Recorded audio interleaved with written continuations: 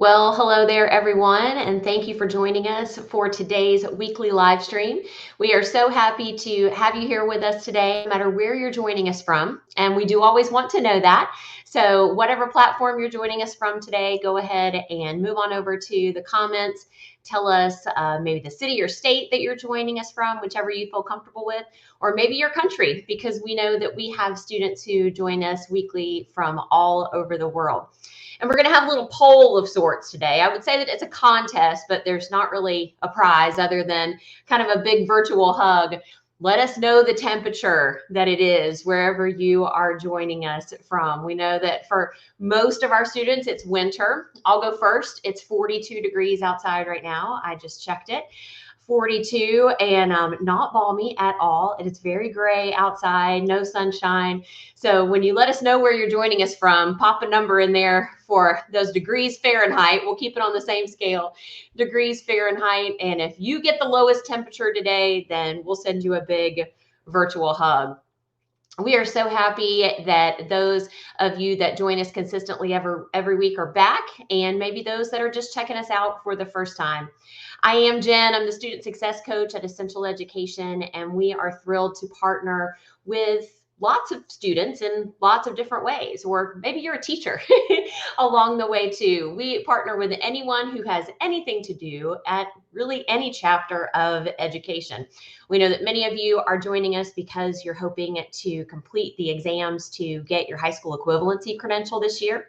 Some of you are ready to kind of close out that chapter and move on to college preparation. And others might be joining us because you want the latest job and employment tips. And we can help you with all of those things. And today's topic, how to stay motivated and push through when things get difficult, really is something that applies no matter what end of that spectrum you're on, no matter what aspect of continuing education, whether that's study and test preparation or preparation for higher education, or that professional development and betterment that you give yourself to get a career and a job that you really love. Because when it comes to motivation, that act of not only taking that first step, but continuing to take those step by step actions really is the key to all progress in life. Really, when we talk about success, when we talk about getting our goals, we cannot do it without motivation. We can't do it without that first key step, and we can't do it without those very important daily steps that might seem very slow and might seem very small, but add up to some really big changes in our life. If you joined us for other big live streams that we've done, you know that one of my pet peeves is I do not like the term New Year's resolutions. And the reason I don't like the term New Year's resolutions is most people make them on January 1st and on January 18th. It's one of those silly national days. Guess which one it's called? It's National Break Your Resolution Day, because by the end of the month, not even the end of the month, most people have broken those resolutions. But real goals, real accomplishments that add up to where you want to go in life aren't fly by night resolutions. They aren't something that you just guess at when the clock goes off on midnight at the turn of a new year. Real goals take time, and real goals are multi-stepped. They have that big end goal, your big why. What do you want to do? That big idea, I've always wanted to go in this area. I've always wanted to go in this career field. And then they also have little small goals that go along the way. And for most of us, once we overcome that big hurdle, we're off and running. We're off and running. We're setting up some great habits. We're setting up some great routines in our life. We're seeing progress, and then bam, we do what's called hit the wall. And it happens to the best of us. I think this hit the wall phrase kind of goes hand in hand a lot with exercise or with weight loss goals. I hear this a lot in those types of circles. And in what feels like a lifetime ago, I used to help to manage marathons, manage the marathon runners. No, I was not the physical trainer. I did more of the logistics. I would help to set them up with that trainer. I would have to set them up with their travel plans, as many of our runners traveled all over the world to run. And we would work with them over the course of 18 or 20 weeks. And no matter how well trained, no matter how well conditioned, at one point or another, whether it was just a process during their training or on big race day itself, not a single one of those people didn't go through this obstacle of what we call hitting the wall. Now, that doesn't mean a literal wall. I mean, I guess it could if you're running and not paying attention, but it means when we're headed toward our goals, we're headed toward our dreams, and then something stops us. Can be something completely outside of our control, could be an injury if we're doing something physical or exercise motivated. It could be temptations if we're trying to lose weight and then along comes 5 friends' birthdays right in a row and we just can't say no to those temptations. When it comes to study, it could be life circumstances that come up and we just have no control. We have an illness, someone we love has an illness, and we end up having to spread ourselves even thinner than we know our adult hardworking students already are. For whatever reason, we hit a wall, we hit an obstacle, and then we have a choice. We have a choice as to what now. Now, we can either let that obstacle stop us and we say, I quit. We can let that obstacle maybe slow us down for a period of time, and then we find a way to push through, or we get creative and we find a way to go around. And it's in those moments that the people who are truly successful are made. This whole concept of character is what you are when no one's watching. Character and perseverance is what you are when you get those gut check moments, when you say, you know what, here's this path of least resistance that I could go over here. This would be a whole lot easier, but this is taking me away from my goals. And here's the hard trudge, sacrifice, time commitments, money commitments, the blood, sweat, and tears of it all. But my goal is just on the other side of this. It's those moments in life that we get to decide, am I going to let that wall stop me? Or am I going to find a way to push through it?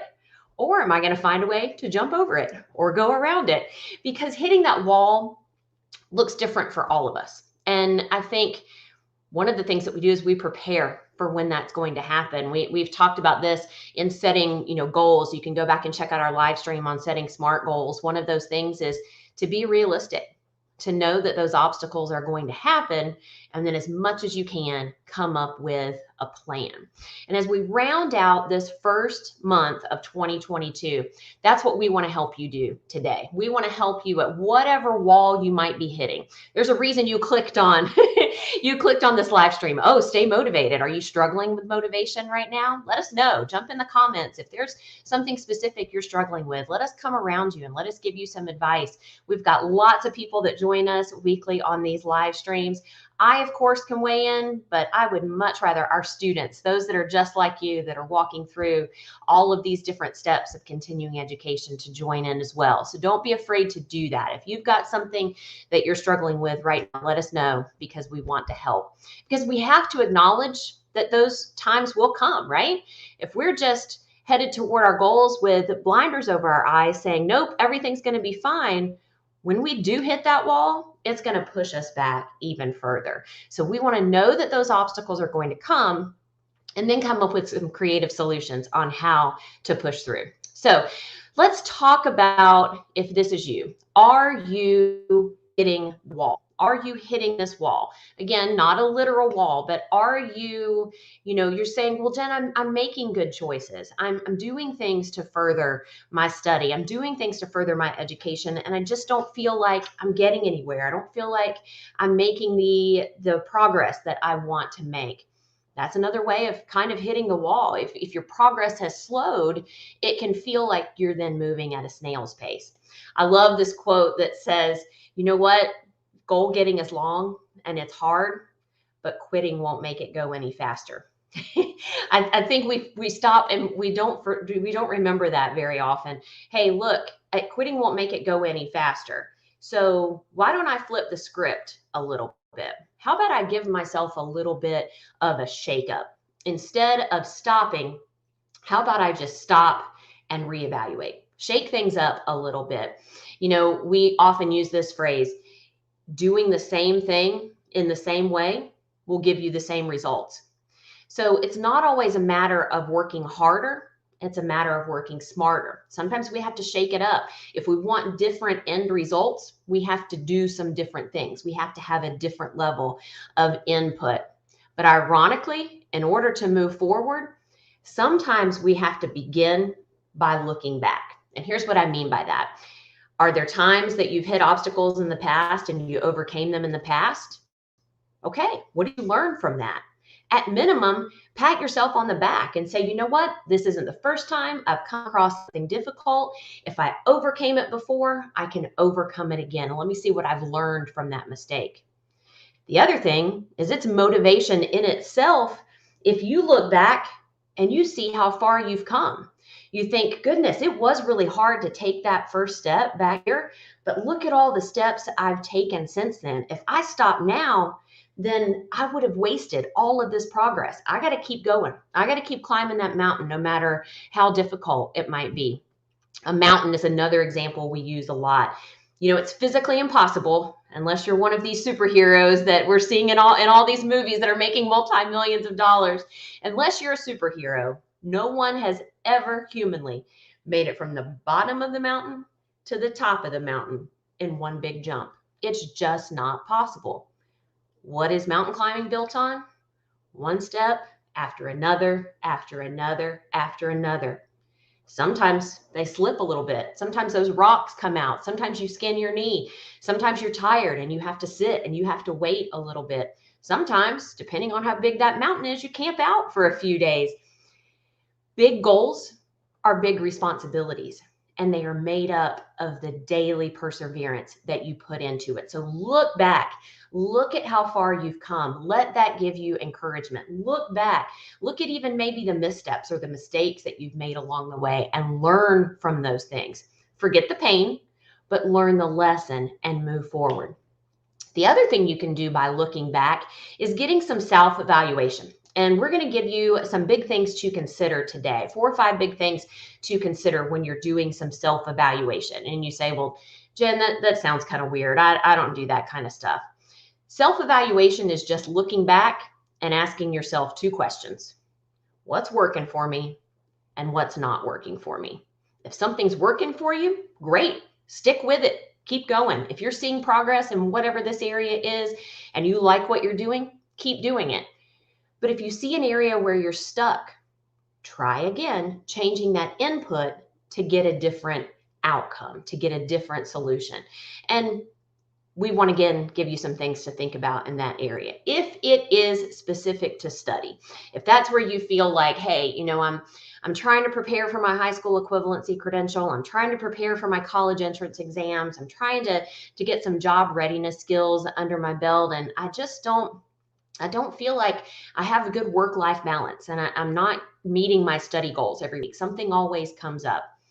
Consider the time of day. There's actually a lot of research that goes into this body and mind connection that says our cycles, our rhythms, everything can change with the changing of the seasons. For instance, if you live in a part of the country like I do right now, where it gets pitch black dark at 5 o'clock, I'm not really motivated to do a lot of things, at least outside or those types of activities, because my body's already saying, oh, it's getting time for bed.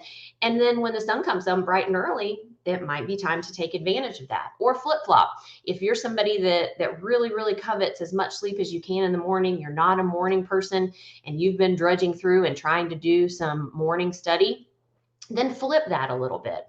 If you've typically been a morning studier and you're getting stuck, then try some afternoon or evening study. If you're typically studying in the afternoon or evening, flip the script and try some morning study. Change up that timing because we need to change up our mind and body connections as the seasons change, whether it's light, environment, maybe even just your schedule has changed. You know, we have some students that say, I work 9 to 5, 5 to 7 days a week.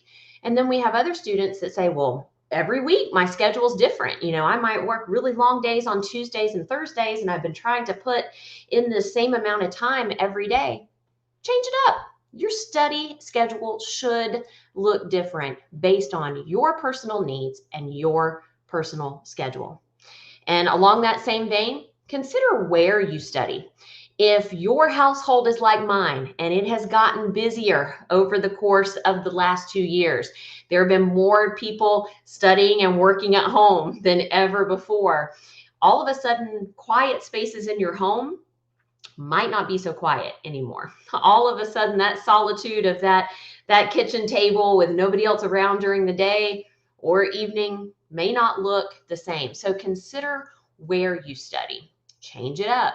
When the weather starts to get warmer, consider some outside study. Consider studying on the go. Consider if you are taking a train or a bus to work and back in the mornings and in the afternoons. Consider what that study on the go looks like for you. If you've got a longer break during the day or you have time between two different shifts, consider what midday study looks like for you. And you say, well, I'm not close to home with all of my things. Pack a bag, grab your phone. That's the great thing about study on the go. Make the study work for you, your life, and your schedule. And then consider how you study as you're mapping out those study goals for the week. We just gave that scenario of someone that has the same schedule and the same number of hours every day versus another person who might work really long days on Tuesdays and Thursdays and then have more flexibility on their Monday, Wednesday, Friday. Are you somebody that should be studying in short blocks, maybe 30 minutes a day or 30 minutes in the morning and 30 minutes in the afternoon? Or are you someone that does better with longer blocks? You need to say, okay, well, I need to study, 1 to 2 hours during this time, or 1 to 2 hours during this time, or you have such a crazy schedule during the week that you make bigger blocks of time on the weekends. It's up to you. It's up to your schedule. But I do want you to consider your learning styles along the way. In other words, I want you to consider the way in which you study. And here's what I mean by that. If the word learning style is a new concept for you, then you may have heard it this way. Are you an auditory learner? Do you learn best by hearing? Are you a visual learner? Do you learn best by seeing visuals of what's in front of you? Are you someone that's a tactile learner? You have to be tapping or moving, or there has to be some kind of movement along with your learning. Are you a read-write learner? I've come to learn that at least in some things in life, I'm a read-write learner. You need to read it and then physically write it down. There's all these different learning styles. And so when you're considering what time of day you're studying, where you're studying, how long you're studying, you also need to be considering the way in which you study. Maybe you need to get your materials in a different format. Maybe you aren't taking notes right now because you hate it. And that's something you've always said, I will never take notes. I do not want to do this unless somebody makes me. Maybe you're missing out on a good option for your particular learning style. Maybe you aren't taking opportunities to read out loud because it feels weird and you don't like doing it. Try it. Put yourself out there. Many times, those that are auditory learners think that they learn when someone else is talking, but they are actually learning when they hear themselves talk. And this is an area of study and education that I'm super, super passionate about. And we have a full free, absolutely free live coaching session to help you figure out what your learning style is and to give you some specific things that you can do in the way that you study to study according to your learning style.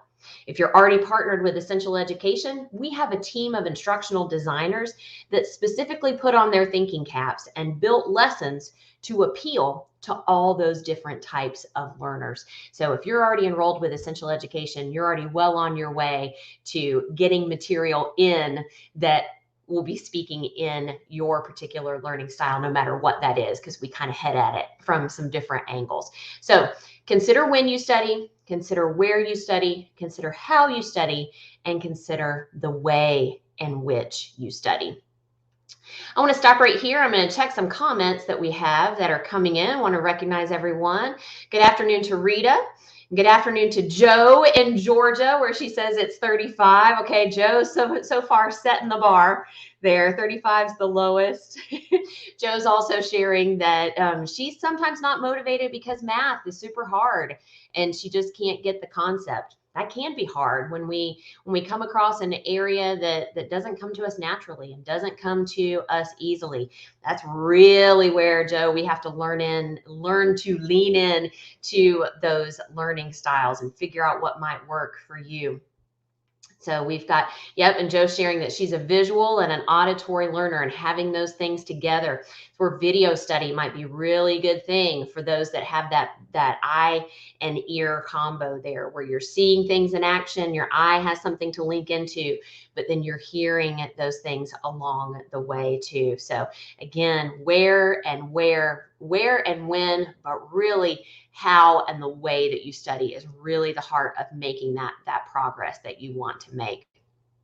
All right, so we've talked about those things to consider, and one more consideration to make is consider if you're taking enough breaks. You know, a lot of people think that breaks aren't a good thing because they say, well, if I'm taking breaks, then I'm not being perseverant. If I'm taking breaks, then isn't that a way of giving up? No, it's a way of taking care of yourself so that you can fuel yourself for the journey. When you meet your goals 3 days in a row, take a break. If your schedule works and that's what you want to set up as an incentive, do that. If you are a hands-on learner, if you are an active learner, if you have been diagnosed with ADD or ADHD and you are making yourself study in hour to 2 hour long periods, stop it. Stop it now. You need those breaks. Everybody benefits from this idea of spaced learning. Learn a little bit, get up, take a lap around the block, drink some water, come back, learn a little bit more, review what you read. It's that process that builds that long-term memory. But if you are an active learner, taking breaks is not just a luxury, it is a necessity. So if you are trying to fit yourself into this little round hole that is not your learning style, stop it. Stop it now. Give yourself those breaks. And when you do, tell yourself, hey, I'm doing the best thing that I possibly can for my brain right now. Pushing through and reading another chapter is not going to be helpful to me. Reading half a chapter, taking a little break and coming back, that's how my mind works best. Own it, because if that's you, then that's your learning style. So we have to stop comparing ourselves to other people and saying, well, I should be doing what she's doing, or I should be doing what he's doing because you see them making these outward strides. Stop it. You write your own story. And speaking of which, you are the one that is then tasked with remembering why you started. One of the most favorite things that I can say with great sincerity is my favorite thing at Essential Education is getting to know our students, getting to know their stories, and getting to know why they started. Because for all of you, it's different. Now, a lot of the things we can agree on, right? Setting your mind to something and getting positive self-esteem. Getting that stamp of education, whether it be your high school equivalency credential and then going on to college so that you can get a better job, you can have more financial stability and do something you really love. All of those things are big drivers I think that we can all agree on. But I love hearing the deeper stories, the ones that say, I made a promise to my kids or my grandkids. I had to take some time out to care for family members when I was 17, 18, and I didn't quite finish high school. Now they're in a good place and it's time to focus on me. Not only is that okay, that is valuable. That is you saying that you are worthy and you are worth it. Your story matters. Your why matters.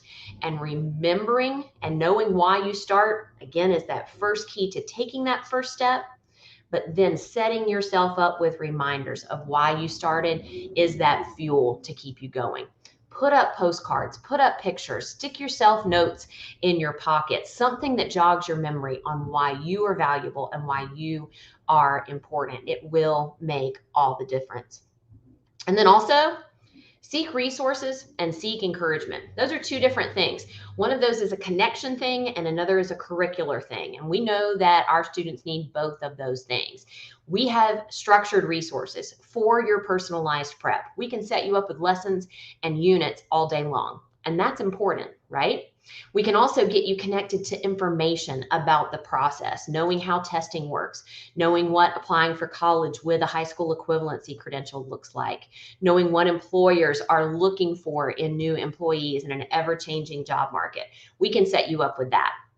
But what I get really excited about is that connection piece that we can set you up with. We can set you up with the curricular pieces, but we can set you up with the connection pieces, both in these live streams and our live coaching sessions, which are topical and connect you to other students and connect you to a listening ear and maybe some guidance along the way. And then also connecting you to other people. If you don't know about it already, we have a very active Facebook group. It is called GED Study Tips and Test Prep. You can see it right here.